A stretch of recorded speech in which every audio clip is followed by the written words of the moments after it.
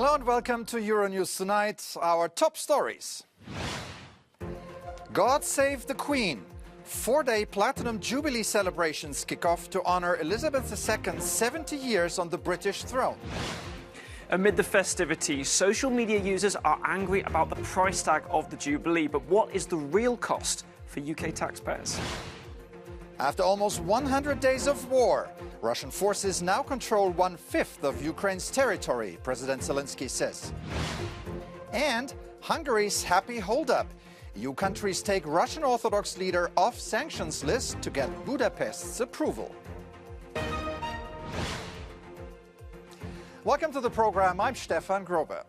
The Queen of England is marking 70 years since her accession to the throne, making her the longest reigning monarch in British history.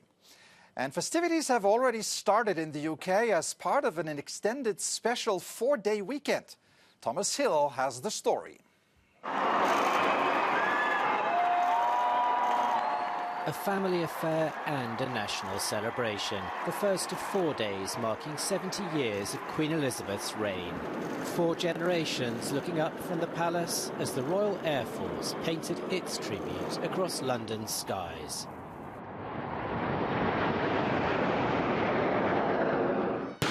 Cheers for the 96-year-old monarch momentarily drowned out by booms of a gun salute. Earlier, the festivities were launched by the spectacular Trooping the Colour parade within sight of the palace. Britain has been preparing for this moment for years. People came from all parts of the country and beyond to be at the heart of events. Yes, these two countries all getting independence, but we've still got our monarch, we've still got our queen, which is a wonderful thing to have, a precious thing what every country should have. When she first became the queen, she pledged her life to our country, and she has honoured that pledge. Amid a hard-hitting cost of living crisis, the Platinum Jubilee Party offers a welcome distraction for many. It also shows the Queen's enduring popularity after 70 years on the throne. Let's cross to our reporter Victoria Smith in London, who was in the thick of it all today. Good evening, Victoria. So it was an extraordinary moment for British monarchy today. Talk about the atmosphere around you. Hi, Stefan. Yeah, well, thousands of people have descended on central London from all over the country and from all over the world as well. There's a whole stream of people walking past in front of me. I'll show you in a minute. This is as close to the palace as we're allowed to get. Security is tight, but very friendly. You can just see the hoardings going up behind me, the Victoria Monument just about visible. And this tree that you can see right at the edge of the picture, this is the largest beacon. This is a 21-metre high beacon that's going to be lit tonight, as well as thousands of others across the country and in Commonwealth countries as well. Those beacons will be lit as a symbol of gratitude, a symbol of honour to the Queen, who, as you said, this is an unprecedented event. 70 years on the throne. We've never seen anything like this before. We may never see anything like this again. I'll just turn the camera now just to show you the people just keep coming. They've been here all day. They're coming from the park. They're walking past, many of them brightly dressed from all over the world as well. So they just keep streaming down here near Buckingham Palace, taking part in the day. And I spoke to a couple of people earlier on, and they told me what they thought of the whole Jubilee celebrations. Good fun. We've come up from South London. We stood on the steps by Trafalgar Square and saw the flyover, which was really spectacular. And then went for lunch, and we just had a little walk down the Mall to take in the scene and the flags. So it's really great. Lovely mix of people, great atmosphere, and had a lot of fun. Victoria, the Queen has had her family around her, but not everybody joined her on the balcony. Who was absent and why? Yeah, excellent question, Stefan. Well, she had her close family around her. The way they dealt with the situation about Prince Andrew and Harry and Meghan was to say that only working royals would appear on the balcony, and that was the case. And of course, Harry, Meghan and Prince Andrew are no longer working royals, so an elegant solution perhaps to a difficult question. And we've heard as well this evening that Prince Andrew won't be attending the ceremony at St Paul's tomorrow, the service of Thanksgiving, because he has apparently tested for COVID. So a scaled-down royal family on the balcony. But it was good to see the Queen there. There was some doubt as to whether she would actually attend, but there she was with a walking stick, and she appeared, of course, to watch the fly past with the jets overhead. But the jets actually spelling out 70, of course, the number of years the Queen's been on the throne. She was there for that spectacle with the close members of her family too. I have to ask you that the Queen is obviously hugely popular in Britain and beyond. Will Charles ever move the masses like her one day? Well, of course, he has already, to some extent, started taking over. He was the one who inspected the troops today for the trooping of the colour. That's normally the Queen's job. He was the one mixing with the crowds near Buckingham Palace. And he, of course, has done quite a lot of this sort of thing recently. He was there in attendance at the state opening of Parliament when the Queen was unable to attend because of her mobility issues, her general health. So already he is moving into that position. Whether he'll capture the nation's heart, the nation's mind as much as the Queen has, we have to wait and see. Certainly, the numbers of people here today and the sheer spectacle and expense of the events over the next 4 days shows how loved Her Majesty is. Not by everyone, but certainly by the hordes of people here today. And certainly 70 years on the throne, unprecedented.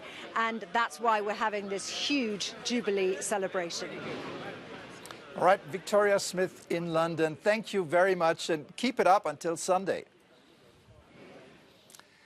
Although the popularity of the Queen remains high, hundreds of social media users have expressed their anger over the cost of the celebration. Matthew in the Cube has more.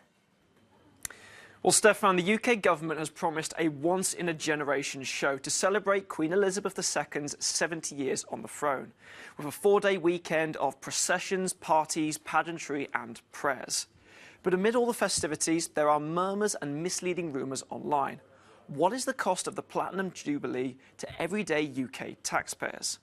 Now, some people on Twitter have been stating things like this, that to put together the event, it costs around £1 billion, or around £38,000 for each UK taxpayer. That's around €44,000. Some people expressing anger at the cost and price tag of the event, given that the UK economy has suffered from the COVID-19 pandemic and the war in Ukraine. But these claims are misleading. Firstly, on the maths, if you divide £1 billion by the around 30 million UK taxpayers or households, you won't get £38,000, you'll get something closer to £30. And what's more, even though we don't know the true cost of the Platinum Jubilee celebrations, it is not to believe to be anywhere near the £1 billion that is being claimed. Last year, the UK's Department for Digital Culture, Media and Sport said on a statement that £28 million would be set aside for the Queen's Platinum Jubilee celebrations. And this number was again quoted by Chancellor Rishi Sunak when he announced the budget. And it's also important to note that this £28 million isn't going to be just borne by the UK taxpayer. Some of it will come from partner organisations like the UK's National Lottery. Now, the figure of £1 billion has been mentioned before when it comes to Queen Elizabeth II and celebrations, but this specifically relates to the cost to the UK's economy, rather than the cost to taxpayers or the cost of the event itself. In truth, Stefan, this year that could be estimated to be a loss of the UK economy of £2.3 billion. But regardless, when you boil that down, the platinum celebrations for Queen Elizabeth are certainly not going to cost each individual taxpayer in the UK tens of thousands of pounds. All right, Matthew in the Cube there. Thank you very much. President Volodymyr Zelensky says Russia now controls 20% of Ukraine's territory as Russian forces continue to make advances on the Eastern Front. Zelensky said defense forces are encountering ferocious Russian attacks and suffering losses of up to 100 soldiers a day. UK military intelligence reports that Moscow now occupies most of Ukraine's key eastern city of Severodonetsk, where civilians are seeking shelter beneath a chemical plant. Local officials expect Russia's offensive to soon veer south in an effort to capture cities in the Donetsk region. Kiev says 243 children have been killed and over 200,000 forcefully taken to Russia since the start of the invasion. In an address to Luxembourg's parliament, President Zelensky accused Moscow of seeking to disassociate children from their Ukrainian heritage. The UN says the war in Ukraine has displaced almost 15 million people, over 5 million of whom have fled the country. Addressing world leaders at the Globsec annual forum in Bratislava, Volodymyr Zelensky expressed gratitude for the continued support for his country and emphasized the importance of sustaining Ukraine's morale. Weapons are the top priority. Weapons are different. We are talking not only about artillery rounds, we're not talking solely about rocket systems. We are also talking about the weapons which are uniting our people, because taken alone, the unity of Ukrainian people is the most important weapon of every country in the world. Therefore, unifying the people depends on the motivation. When the whole world is looking at us and is supporting us, is a great motivation. Joining me now is our correspondent Sasha Vakulina, who is in Bratislava for us. Good evening, Sasha. Good to see you there. So, is Zelensky satisfied with the amount of Western military support Ukraine is getting? Did he say anything?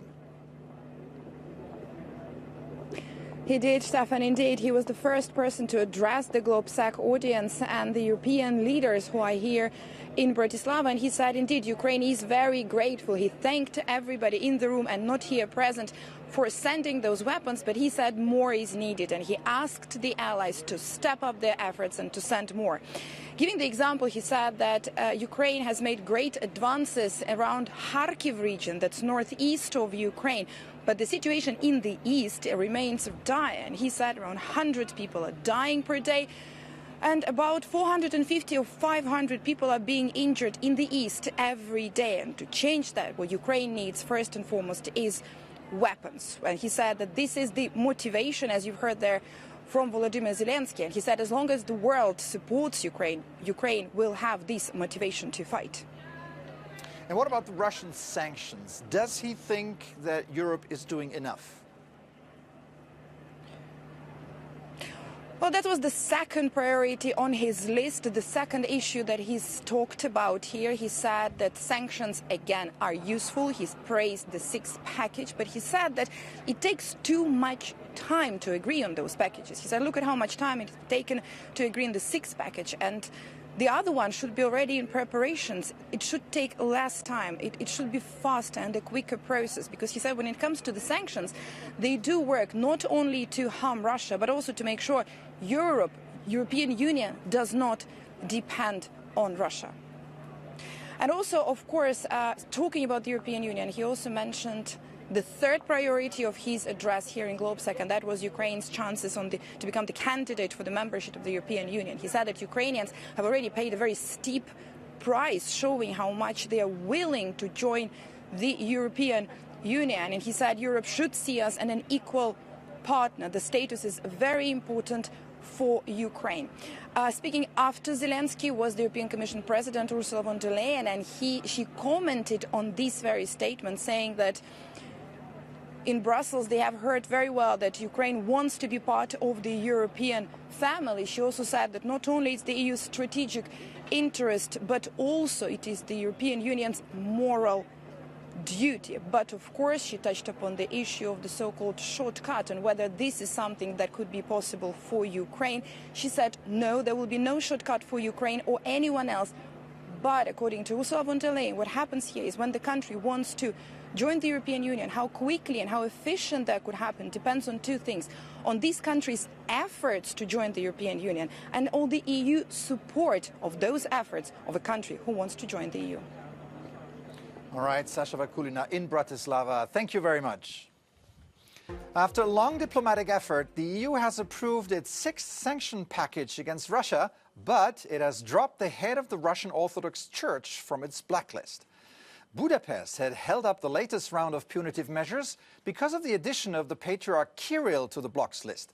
Kirill is considered an ally of Russian President Vladimir Putin and is a vocal supporter of the war in Ukraine. The sanctions include a ban on purchasing seaborne Russian oil within 6 to 8 months. Now let's turn to our correspondent, Efi Kutsu-Costa, who is in Brussels for us with more on that story. Good evening, Efi. Good to see you there. So the sanctions are finally passed, but they had to overcome Hungarian objections again. Why is it that Budapest was so interested in not punishing the Orthodox leader? That's a good question, Stefan. Actually, nobody knows why. The official response, the official answer from the Hungarian government is that they respect the freedom of religion, and that's why they shouldn't include a religious leader, let's say, into the list of sanctions. Of course, everybody knows that the EU wanted to include the Patriarch Kirill into the sanctions because he's not serving for many times as a religious leader. He's not neutral. He's very close to Putin, to Vladimir Putin. He's even using Kremlin's language when it comes to Russia's invasion of Ukraine. He's describing it as a special military operation, as the Kremlin does, and not as a war. Of course, many diplomats are not happy with what happened again with Hungary. They said they couldn't do anything now because they wanted to approve this package. It's already 1 month and more that it's hostage. They describe this Hungarian policy as a hostage policy. One other diplomat told me that Hungary is very much isolated on an EU level, but in reality, Hungary this time, the Hungarian Prime Minister Viktor Orban got exactly what he wanted. And can this change? It could change only if the treaty changes, because this kind of decisions of foreign policy can be taken only unanimously on an EU level. And a question on Poland. Ursula von der Leyen, the European Commission President, was there today to sign off on the release of recovery funds. Does that mean that all the rule of law issues are solved now? Of course not. They are not solved. Actually, last October, Ursula von der Leyen set 3 conditions in order to unlock the Polish recovery plan, which has to do with the judiciary system. First was dismantling the disciplinary chamber in Poland's Supreme Court. The second one was to change the disciplinary system. And third, to reinstate judges suspended under the current rules. Poland recently, in a move to unlock the recovery funds, just voted a law which dismantles this disciplinary chamber of Poland's Supreme Court, but just that. The opposition and several human rights organizations said that these are just cosmetical changes, and the Polish government didn't go far. But even inside the College of the EU Commissioners, which saw several different voices, at least 2 vice presidents of the EU Commission, Franz Timmermans and Margrethe Vestager, voted against the approval of the Polish recovery plan. Actually, it's obvious that the EU Commission President Ursula von der Leyen wants to end the dispute with Poland, a key country neighboring to Ukraine, which is offering shelter to almost 3.6 million Ukrainian refugees. And this money, these recovery funds, can be used not only for the energy transition of the country, but also to help the entry of Ukrainians into the labor market. But of course, as an EU official was explaining to us, this doesn't mean that the EU Commission or Brussels will give fresh cash for free to Poland. It's a step-by-step process. As it happens with all member states and the recovery fund, they will be given grants and loans only if they deliver their promises. So the EU Commission will finally decide late June or July whether they finally unlock the funds for Poland or not. All right, Efi Kutsu-Costa in Brussels. Thank you very much for these updates. A global summit is taking place in Brussels to discuss measures which can address and prevent online child abuse, with recent figures describing a worrying upwards trend in illicit imagery being circulated online. Christopher Pitchers reports. 85 million child pornography images were found to be circulating on the web last year. Studies suggest that since 2010 there's been a 6,000% increase. It's one of the reasons why in Brussels on Wednesday and Thursday, governments and civil society, as well as technology companies, met for a global summit to combat online child abuse. But whatever the crime, victims who dared to speak out say they want to be heard because the trauma is all too painful. Like many survivors, I lived in fear and in silence for a long time. But I'm also one of the few lucky ones, because eventually I had access to resources and help and support that allowed me to be who I am today. At 47, Daniela Liguero is no longer afraid to speak out. This former member of the Obama administration was abused from the age of 6 by a close relative. But it was just when she was a teenager that she had the courage to confide in her parents. She now calls on victims to speak out despite the scars that mark them for life. I think there's a lot of stigma and shame still, and there's this sense that this is something that happens somewhere else, not in our families, not in our communities, and that it's small. But the reality is it's huge. We know from data that approximately 1 in 4 girls and 1 in 8 boys around the world will experience some form of sexual violence as children. And so there are many of us, but most of us are hidden. UNICEF points out that online child abuse is a recent phenomenon, only a decade old. But the consequences are lifelong, since there's no such thing as forgetting about it on the web. So we're talking about millions of images of children who continues to be circulated. And when these images are recirculated, that is, they're re-traumatizing the child. The child can never get rid of these images. Imagine you were abused in your childhood, and as you grow up as a person, that image is still out there circulating about you, always. It's endless. It's immortal. It never goes away. Last month, Brussels proposed measures to push technology companies to better target these types of images and predators. But the most important thing for all abuse victims is that justice is served, no matter how long it takes. Chris with Pictures Euronews, Brussels. The Alliance of Oil-Producing Countries, OPEC, which includes Russia, has announced they will raise production by more than 640,000 barrels per day in July and August. The move is likely to offer modest relief for global economies suffering from soaring energy prices and inflation. It comes as rising crude prices have pushed petrol to a record high in many countries around the world.